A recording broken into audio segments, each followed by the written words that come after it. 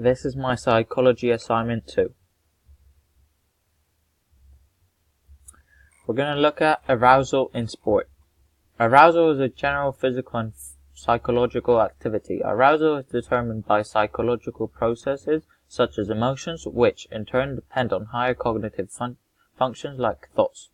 Arousal will reflect the general physical and psychological activity. Arousal will make some people seek beyond what they require to gain success and skills. Arousal leaves us mind blind, from Malcolm Gladwell.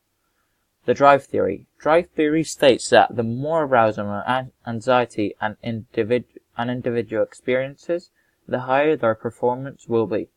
Inverted U hypothesis. This theory states that there will be a medium amount of arousal and anxiety that will cause one to perform higher. Too little anxiety, arousal, and too much anxiety arousal will cause performance to be poor. Catastrophe theory. This theory states that as long as there are lower thoughts of anxiety, performance will be best at a medium level of physical arousal. If there is a high level of anxious thoughts, so worrying,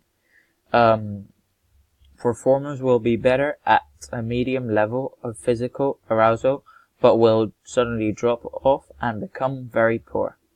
There is a breaking point when the performance level will decrease dramatically.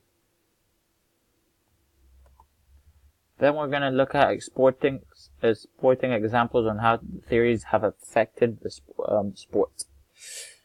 Drive theory. This theory is good as it can be a way of seeing if people's skills are improving as they are performing better. This theory would be good for someone that had an amazing game or race. Within this theory, it only takes into consideration your arousal levels. If you have a high arousal level, but you are not very confident, then this means that your performance may still drop. So within this theory, it is good. It is good as you get to see what it would be like if only arousal levels were taken into consideration. An example would be a beginner that will not have the correct technique or steps when performing and will often make more mistakes as the pressure or expectation of a crowd increases. This is linked to the drive theory because skills are limited when they first begin. Inverted U theory. At an optimum level where you're performing at the best level, if you go past this, your performance will start to decrease and so will arousal levels. If you're under too much pressure, your performance levels will be low, but also if you are not under enough pressure, your performance levels will be low. So you have to be performing at optimum level. However, the problems with this theory is that it does not count for the fact that someone's optimum level may not be at the center of the curve. An example would be Andy Murray being exhausted from playing multiple amounts of games. Being exhausted will cause him to make lots of little mistakes, which will cause him to lose points. Murray's arousal level is lower than his optimum level, which means he is not playing to the best of his abilities. At the start of the game, his arousal levels increased until he reached his top potential, but as he became exhausted, his arousal levels dropped, lowering his performance level. Catastrophe theory. This theory says that you will have a higher level of cognitive anxiety that will make you perform better. This is because you are more likely to focus more and your attention levels will be higher. The only reason you are likely to experience a catastrophe is if your cognitive anxiety is combined with hyper elevated levels of arousal. This is when you are likely to experience a sudden drop in performance level. An example of this would be Zinedine Zidane, who was playing an amazing game in the 2000 World Cup. Then he headbutted another player and left his football career on a low point. This is something that can happen when you become too aroused within a game. Your arousal levels will get too high and then your performance will go downhill and you will do something that is stupid within a game like Zidane did. Stress. So stress is a pattern of negative psychological physiological and psychological responses that occur in situations where people perceive threats to their well-being, which they may be unable to meet. An example would be an athlete before a very important competition. Adopting the right attitude can convert a negative stress into a positive one. This is a quote by Hans Selye.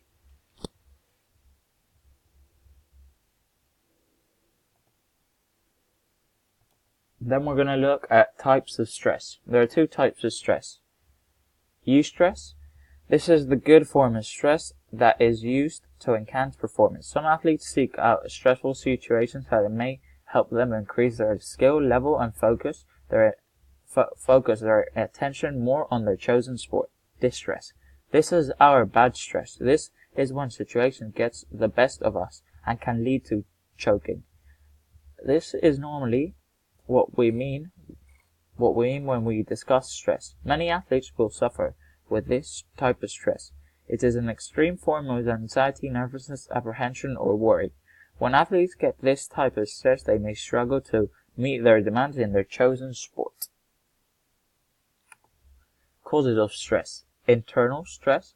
Illness like infection, psychological factors, not having enough sleep, having a type A personality, which means you need everything done perfect, or overly self-critical. External, which will be like environment that you find yourself in, negative social interactions, major life events, day-to-day hassles. Occupational.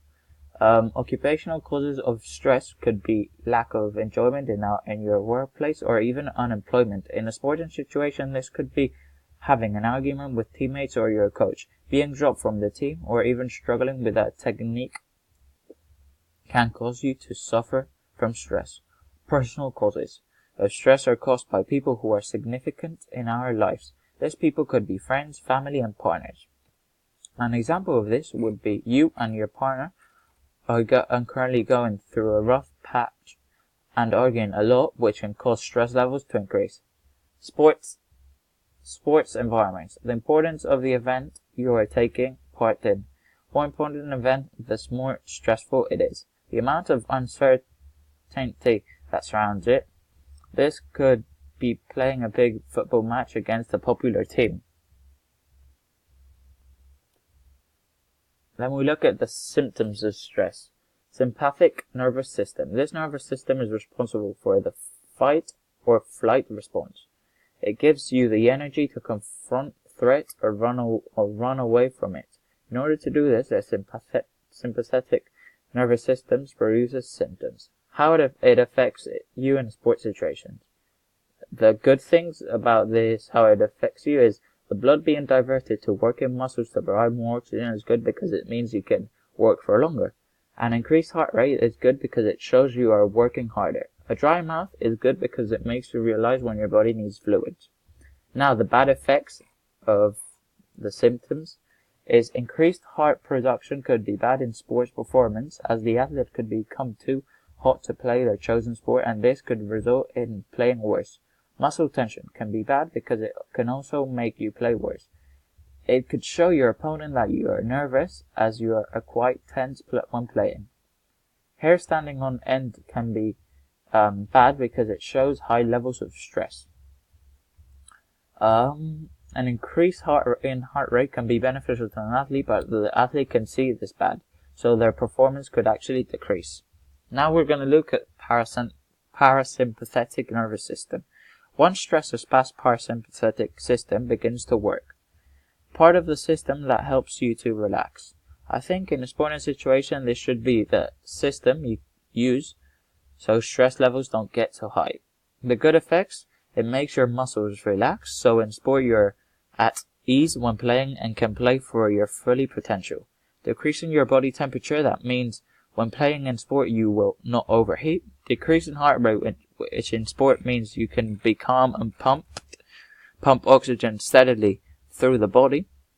It increases saliva production, which in sport means you won't get a dry mouth, which will increase breathing heart rate, which also helps you relax when playing sport. The bad effects, if saliva production is increased, an athlete may not realize when they need to drink, as they are losing a lot of fluid through sweat, which may lead them to being dehydrated, and you can also become too relaxed and not play as well as you could, especially if breathing rate and heart rate decreases too much. Then we've got anxiety. Anxiety is a state consistent of psychological and physical symptoms brought about by a sense of apprehension of a perceived threat. Anxiety also goes on to state that anxiety can differ according to the situation and the individual. An example would be a tennis player would feel more anxiety playing in a national competition compared to a club competition. Worrying is like a rocking chair. It gives you something to do, but it gets you nowhere. This was a quote from Glenn Turner. Types and symptoms of anxiety. State anxiety. This is caused in specific moment in time. It is temporary, ever-changing mood. There are two types of state anxiety, cognitive and somatic. Cognitive state anxiety is the thought component of anxiety. This is mainly referred to the amount you worry. Somatic state anxiety relates to your perception of the psychological changes that happen in particular situation. It is the environment that gives you the anxiety. Cognitive state anxiety symptoms: concentration problems, fear, and bad decision making. Somatic state anxiety. It increases the heart rate, sweating, increased body heat, and muscle tension. Effects of anxiety in sports performance. Anxiety can affect sport performance and is seen as a negative mental state and also negative aspect of stress. Anxiety causes concentration problems, and in sports that require high concentration, this can be a huge problem. For my example, that is, I'm a golf player. In sports such as golf and tennis, concentration is a high factor, and if concentration is reduced in golf, you may miss an important shot, or in tennis, you may start to miss important shots and become less consistent, which is true. As performance level decreases, it can lead to a decrease in self-confidence, which can affect the athletes in future sporting events. Some symptoms of anxiety can be beneficial to sports, such as increased heart rate and higher breathing rate. But if the athlete believes this is happening because of an inability to meet demand, it may turn into a negative symptom. So this has been my presentation. Thank you very much.